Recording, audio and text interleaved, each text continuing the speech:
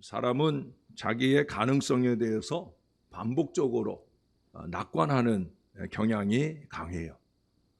내가 계획하고 의도하면 일이 다 잘 된다라고 하거나, 또 식당 같은 데 갔을 때 그 집에 좀 손님이 많으면 이 집에 내가 와서 지금 이렇게 손님이 많은 거다, 이렇게 착각하는 말을 하거나, 아니면 적어도 나는 그런 사람 아니다, 그렇게 말하곤 하기도 합니다. 저 역시도 그래요.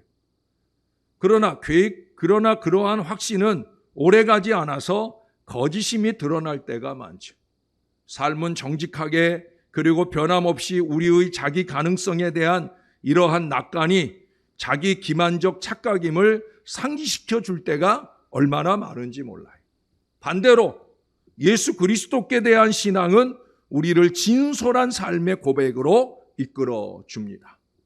주님, 저는 죄인입니다.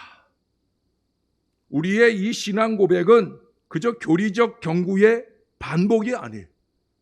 왜 목사님은 우리더러 맨날 회개하라고 하느냐? 어떤 분은 이런 얘기도 해요. 사실은 그런 사람들이 회개할 게 많은 사람들인데, 주님, 나는 죄인입니다. 이 고백을 주님 앞에 두려운 마음으로 드릴 줄 모른다는 거예요. 이 고백은 자신의 불완전함, 무능함에 대한 진실한 고백으로 우리 주 예수 그리스도의 복음 안에서 가려진 삶의 진실을 비로소 알게 되는 데서 시작이 되어집니다. 이 때문에 예수 그리스도의 복음은 삶의 비밀이 드러나고 우리의 불완전함, 무능함이 솔직히 고백될 때마다 우리에게 뜻밖의 선물로 주어집니다. 오늘 바울은 에베소 교회에게 편지를 해요.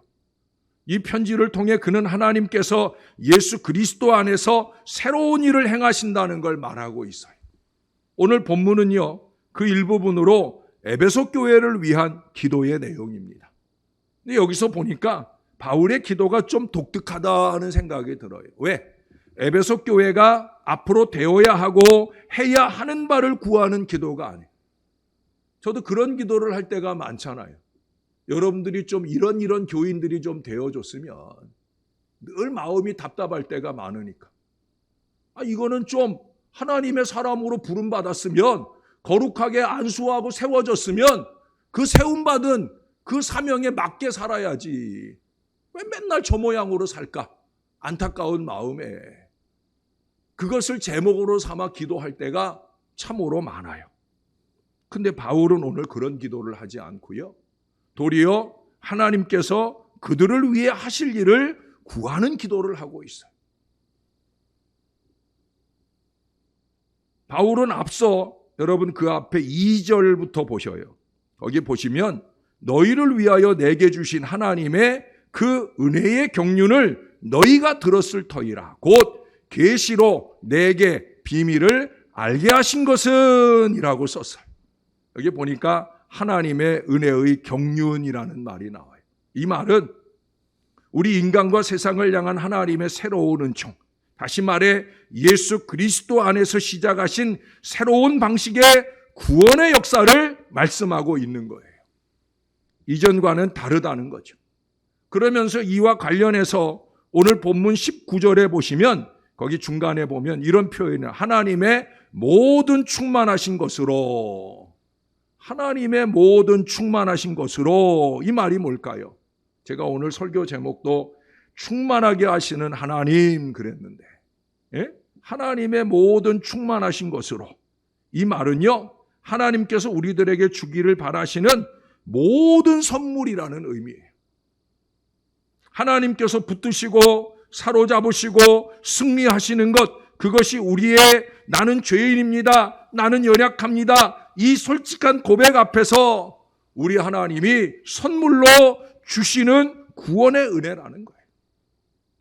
바울의 기도에는 목회자로서 에베소 교회를 위한 그의 바람과 기원이 나타납니다. 그러나 그것은 어떤 새로운 내용이 아니라 이미 우리 하나님께서 우리들을 위해 일하시기로 계획하시고 작정하신 그 비밀한 경륜을 다시금 확신하는 선언을 보여주고 있어요. 하나님은 우리를 위해 일하고 계셔요. 하나님이 어떤 일을 하고 계시는가? 우리를 충만하게 하시는 은혜의 선언은 도대체 무엇인가? 오늘 본문 후반부에서 우리가 읽어볼 수가 있어요. 첫 번째로 꼽을 수 있는 것은 하나님은 우리의 내면을 강건하게 하셔요. 여러분 거기 16절을 보실래요? 그의 영광의 풍성함을 따라 그의 성령으로 말미암아 너희 속사람을 능력으로 강건하게 하시오며. 우리의 속사람을 능력으로 강건하게 하신다. 누가? 하나님께서. 바울은 성도의 속사람이 능력으로 강하게 되는 것이 우리 사람의 일로 말씀하고 있지를 않아요. 그것은 하나님의 영광의 부요하심에 따른 하나님의 일이라는 거예요. 또한 그것은 하나님의 주권적인 영이신 성령님의 역사로 말미암아요. 그렇다고 하면 하나님께서 능력으로 강건하게 하시는 성도의 속사람이라는 건 무엇일까요? 헬라어로 이 속사람은 세 가지 의미를 가져요. 첫째는 사람의 이성, 둘째는 영적인 감수성, 셋째는 의지입니다. 이 세 가지가 우리 안에 있는 속사람, 우리 안에 있는 내면성, 바로 그것을 말하는 거예요. 하나님은 풍성하신 영광과 성령님의 도우심으로 성도의 판단과 마음의 생각, 계획하는 바를 붙들어 주시려고 애를 쓰신다는 거예요. 왜? 그냥 내버려 두면 제멋대로 우리가 함부로 생각하고 영적으로 아니고 육신적으로 생각하고 마귀적으로 생각하고 어리석은 자기 의지로 그렇게 함부로 행할 때가 많으니까 하나님 우리 속사람을 굳건하게 꼭 잡으시기를 원하고 계시다는 거예요. 성도의 영적 감수성이 둔감하지 않도록 일깨워 주시고 이성적인 판단을 예리하게 하시며 유혹과 시험 앞에서 선한 의지가 한결같이 흔들리지 않도록 우리를 견고히 붙들어 주시려 하신다는 거예요.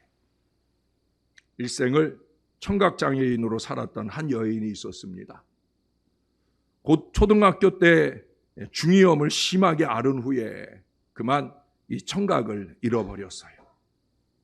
자라서 가난한 남편을 만나 두 자녀를 두었습니다. 이 여인의 결혼 생활은 역경의 연속이었어요. 아침부터 파출부 일에 세차장 일까지 해야 했고요. 저녁이면은 시어머니 병수발, 알코올 중독인 남편의 폭력을 견뎌야 했어요. 그런 가운데서도 꿋꿋이 두 자녀를 대학 교육시키고 결혼까지 시켰습니다. 이 여인의 딸이 하는 말입니다. 자기 같으면 벌써 남편 버리고 도망을 갔을 텐데 우리 엄마가 어떻게 그 모진 삶을 무슨 이유로 이겨낼 수 있었는지 궁금했다는 거예요. 이제 어느 정도 성장했을 때 때로는 엄마에게 함부로 그렇게 권했다는 거예요. 엄마, 아빠랑 헤어져서 살아 라고 말했다는 거예요. 그런데도 엄마는 그렇게 하지 않았다는 거예요. 도대체 왜 그럴까? 그런데 이 딸이 기억을 더듬어 보니까 밤늦게 공부하고 있을 때면 건넌방에서 작은 노랫소리가 들려왔다고 합니다. 뭐 꽥꽥 목청껏 소리 지르는 게 아니에요. 들릴랑 말랑 그렇게 들려오는 소리입니다. 이상한 음에 제대로 된 노래는 아니었는데 가만히 들어보니까 찬송가 곡조였다는 거예요. 그때는 그게 찬송가 곡조였는지도 잘 모르는데 나중에 자기가 신앙하면서 보니까 엄마가 불렀던 게 이거네. 청각 장애로 인해 음을 제대로 내지는 못했지만 하나님께서 찬양 곡조를 통해 엄마의 마음을 견고하게 붙들어 주시고 사로잡아 주셨다라는 걸 알게 되었다는 거예요. 그래서 그 하나님의 은혜 가운데 강하여지고 엄마는 미움으로 남편을 버리고 자식을 버리고 자기 살 길을 찾아간 게 아니라 오히려 위하여 중보하며 그 고난의 세월 가운데 아버지 하나님이 원하시는 그 믿음의 걸음을 한결같이 걸어갈 수 있었다는 거예요. 그래서 이 딸은 자신도 그 하나님의 붙들어 주심을 견고히 의지하며 살고 있다는 거예요. 할렐루야. 할렐루야. 여러분, 믿음의 부모가 믿음의 자녀들에게 그렇게 믿음으로 이겨내는, 승리하는, 승리하게 하시는 하나님의 은혜를 보여주며 살아야 할 거예요. 우리 성도가 예수 그리스도 안에서 누리는 구원은 속사람의 구원입니다. 다시 말해 이성적인 판단, 영적인 감수성, 의지력이 날로 새로워지고 아름다워지고 건강해져 가야 된다는 거예요. 이건 뭐 수십 년 신앙에서도 그 생각하는 것이나 말하는 것이 세상 사람들과 하나도 다를 게 없어요. 입을 열기 시작하면 눈에 핏발이 그냥 저절로 서 있어. 그게 뭘 신앙이에요? 어떻게 하나님이 그를 주장하는 인생을 살고 있다고 말할 수 있겠어요? 그렇죠? 하나님이 주장하시는 인생을 산다면 그분이 우리 안에 가득 채우시는 그 은혜가 우리 안에 나타나야 되죠. 속사람의 구원은 그런 점에서 사람의 일은 아닐 거예요. 속사람의 낡아짐과 부패함, 무기력함, 고독이 사람이 고백하는 진실입니다. 우리는 그 진실한 고백으로 무릎 꿇을 수 있을 때 오로지 주권적인 성령님 하나님의 영광의 부요하심이 우리를 내면의 이 모든 한심한 낭패로부터 구원하시는 은혜를 입을 수 있다는 거예요. 사랑하는 여러분, 그 하나님께 우리의 마음을 좀 내어드리고 그 하나님의 성령이 우리를 주도하시게, 여러분 그렇게 살아낼 수 있어야 돼요. 여러분 그 뒤에 4장을 보세요. 그러므로 주 안에서 갇힌 내가 너희를 권하노니 너희가 부르심을 받은 일에 합당하게 행하여 모든 겸손과 온유로 하고 오래 참음으로 사랑 가운데서 서로 용납하고 평안에 매는 줄로 성령이 하나 되게 하신 것을 힘써 지키라. 이게 바로 속사람을 강건하게 하시는 하나님의 은혜. 우리는 그 은혜를 사모해야 합니다. 두 번째는 우리 하나님께서 그리스도를 우리의 마음에 두신다는 거예요. 여러분 17절을 보실래요? 믿음으로 말미암아 그리스도께서 너희 마음에 계시게 하시옵고. 그리스도께서 우리 마음에 계실 때 우리 속사람이 능력으로 강건하게 되겠죠. 물론 우리가 예수님 믿는다 고백하는 일이 우리 스스로 되어진 일이 아닌 줄을 알아요. 성령이 우리 안에 내주하셔서 그리스도를 우리의 구주로 영접하도록 만들어주신 은혜이죠. 그리스도께서 우리의 마음에 계실 때 우리의 속사람이 강건하게 되는데 이것이 하나님의 구원의 선물로 우리 안에 주어졌다는 거예요. 여러분 바울이 기도한 바 만물이 하나님께 속하여 있기 때문이에요. 하나님은 세상의 모든 족속의 시작과 역사의 주인이십니다. 인간은 끊임없이 타락하고 반복적으로 하나님에게서 떠나지만 그들은 하나님의 것이기에 하나님이 그들을 또한 구원해 주셔요. 성령이 우리 안에 내주하셔서 예수 그리스도를 나의 구주로 영접한 그 마음을 놓치지 않고 살도록 그렇게 끊임없이 하나님이 일하고 계신다는 거예요. 이제 바울은 감추어진 하나님의 비밀한 경륜을 말하면서 두 번째 비밀을 우리에게 보여줍니다. 그것은 하나님께서 예수 그리스도를 주님으로 신뢰하는 성도들의 마음에 그리스도가 온전히 거하시도록 우리의 중심에 자정하셔서 우리를 주장하실 수 있도록 그렇게 일하고 계신다는 거예요. 성도는 그리스도 안에 거하며 살도록 부름받지요. 그것은 성도들의 믿음입니다. 그러나 주님 또한 성도들의 마음에 거하십니다. 여러분 오늘 우리가 나눌 성찬은 그 주님의 임재의 표시잖아요. 주님의 살과 피를 먹으면서 주님이 이 떡과 이 포도주가 내 육신에 들어오듯 주님이 내 안에 좌정하셔서 나를 주장하는 인생을 잘 살 수 있게 도와달라 하는 고백의 시간이에요. 한 가지 주목할 것은 주님께서 성도의 마음 안에 거하심은 그리스도를 믿기 시작할 때 들어오시는 거하심과는 다른 거예요. 그것은 성도가 자신의 마음에 지속적으로 영원히 거하시는 그리스도를 경험하면서 사는 걸 의미하는 거예요. 한 주간의 삶을 살아가면서 얼마나 그리스도를 경험하십니까? 우리는 예배 자리에 와서도 그리스도를 경험하지 못하고 가요. 그렇죠? 말씀이신 그리스도가 말씀을 통해 우리 안에 거하시길 원하며 선포되어질 때 우리는 그 그리스도를 경험하는 한 시간을 보내지 못하고 갈 때가 많아요. 그러니 삶 가운데서는 얼마나 그리스도 경험 없는 연약하고 어리석고 소외된 인생을 살겠습니까? 사랑하는 여러분, 예수님 경험하는 이 믿음의 하루하루를 살 수 있어야 됩니다. 그리스도는 우리 성도의 마음 중심에 거하십니다.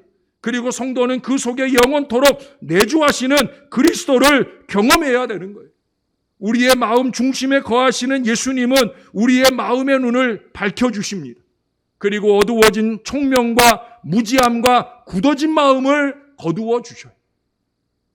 그러니 사람들의 언행을 보면은 그리스도께서 그 마음에 거하시며 주도하는 인생을 사는지 아니면 자기 안에 자기가 주인 노릇하면서 그렇게 함부로 말하고 행동하는 것조차 깨닫지 못하고 사는지 우리가 금방 알 수 있잖아요. 그리스도이신 예수님만이 진실로 삶의 길이시고 진리가 되시며 생명이 되시잖아요. 이것이 오늘 성도가 누리는 선물이고 구원입니다. 우리는 이 온전한 구원 안에 거하는 하나님의 백성이 되어야 돼요. 오늘 거룩한 성찬을 받으면서 구원을 선물로 주시는 우리 하나님을 즐거워하고 기뻐할 수 있어야 됩니다. 그 구원의 근거가 되시는 예수 그리스도를 확실히 모시고 그렇게 날마다의 삶을 코람데오하며 사는 하나님의 사람들이 되시기를 주님의 이름으로 축원합니다. 여러분, 세 번째로 우리 하나님은 그리스도로 이 교회에 충만하게 하시길 원하십니다. 여러분, 그 뒤에 17절 중간부터 한번 보세요. 너희가 사랑 가운데서 뿌리가 박히고 터가 굳어져서 능히 모든 성도와 함께 지식에 넘치는 그리스도의 사랑을 알고 그 너비와 길이와 높이와 깊이가 어떠함을 깨달아 하나님의 모든 충만하신 것으로 너희에게 충만하게 하시기를 구하노라.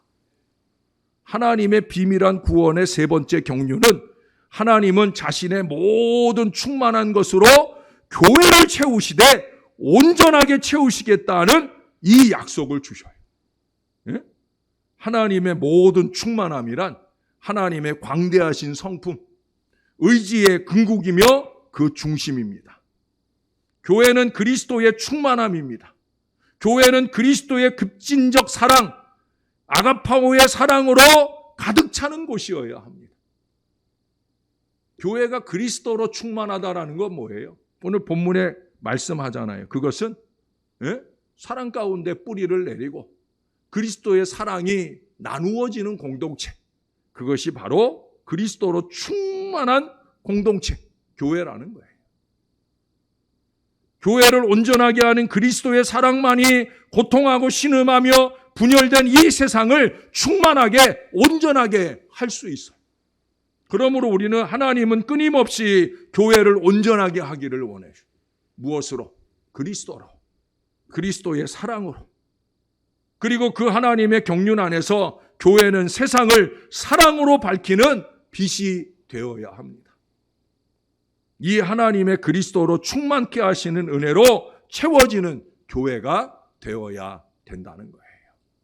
그게 바로 성찬의 이유입니다. 우리는 사랑으로 당신의 살과 피를 나누어 주시는 그 그리스도의 사랑을 충만하게 우리 가운데 받아들이면서 제가 성찬할 때마다 자주 나누는 말씀이잖아요. 연합과 나눔. 이 성찬의 정신을 늘 되새겨야 되는 거예요.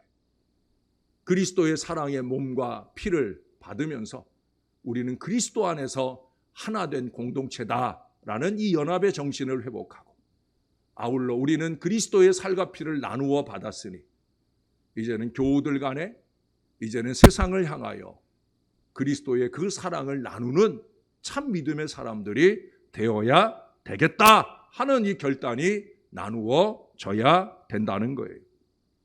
그러므로 성도의 신앙과 삶은 그리스도의 사랑을 배우고 알아가며 그 사랑의 신비의 깊이를 계속적으로 깨달아 가는데, 더 나아가서는 그 사랑을 실천하는 일에 집중될 수 있어야 되는 거예요. 그 교회는 그리스도로 충만한 교회다.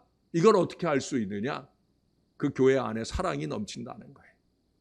또 세상 사람들이 말하는 것처럼 지들끼리만 사랑하는 게 아니라 이제 그 세상을 향해서 사랑의 손길을 펼쳐낼 수 있는 그런 공동체냐 하는 것이 그 교회가 그리스도가 충만한 교회냐 아니냐, 이 기준이 될 수 있다는 거예요.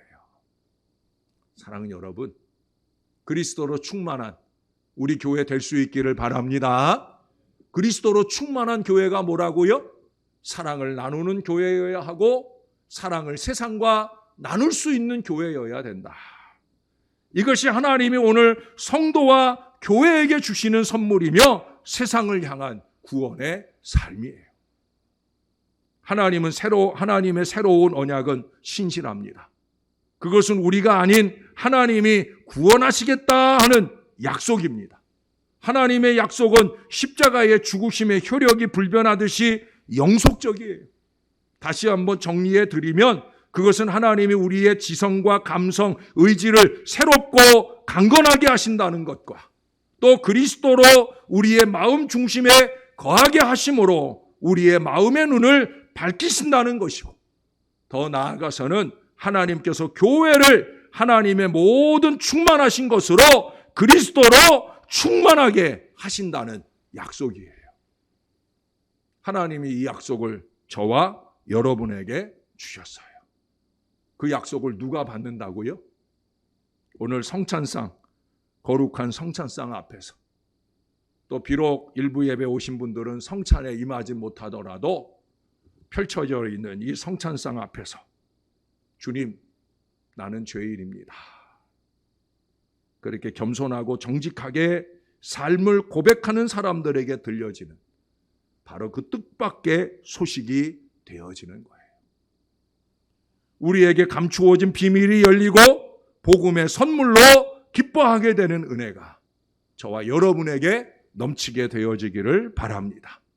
또한 우리 하나님은 거기 20절의 말씀처럼 우리 가운데 역사하시는 능력대로 우리가 구하거나 생각하는 모든 것에 더 넘치도록 능히 해주시는 놀라운 은혜가, 이제 지난 주간 후반에 우리가 들었던 말씀처럼 우리의 모든 소원을 성취시켜 주시는 하나님의 큰 은혜가 저와 여러분에게 충만하게 나타나게 되기를 우리의 구주 되시는 예수님의 이름으로 간절히 축원합니다.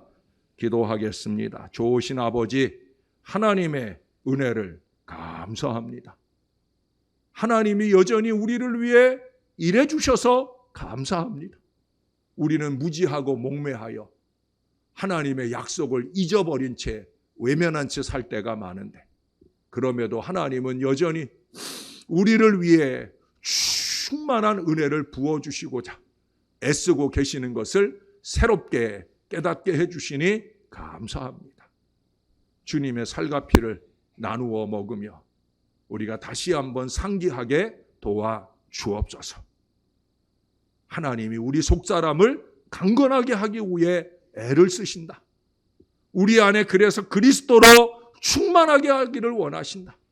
무엇보다 우리 교회 위에 그리스도가 충만하고 우리 하나님의 모든 충만하신 것으로 넘치게 채우시기를 원하신다 하는 것을 기억하면서 그 하나님께 감사하고 그 하나님을 의지하며 사는 저와 이 모든 자녀들 되게 축복해 주시옵소서. 우리와 늘 함께 해주시는 우리의 구주 예수님의 이름으로 기도합니다. 아멘.